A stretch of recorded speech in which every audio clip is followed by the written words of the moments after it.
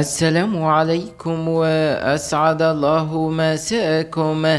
شهد سوق وقف في قطر خلال الساعات والتي تسبق مباراة الجزائر والسودان في بطولة كأس العرب تجمعات كبيرة لعدد من الجزائريين من الجنسين، وقد أظهرت صور ومقاطع فيديو انتشار سلوكيات اعتبرها البعض غير لائقة، من بينها ارتداء بعض النساء لملابس ضيقة وشبه عارية واختلاطهن مع الشباب في وقت متأخر من الليل.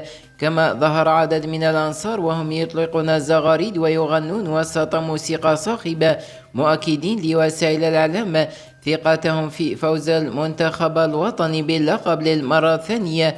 ويرى كثيرون أن مثل هذه التصرفات قد تعطي صورة سلبية عن الجزائريين في الخارج، فبطولة كأس العرب تبقى منافسة رياضية تنتهي بصافرة الحكم، ولا تستدعي مبالغة في الاحتفال والخروج عن إطار الاحترام، وتبقى في الجزائر قضايا أهم تستحق النقاش والتوعية والاهتمام الحقيقي من مختلف فئات المجتمع.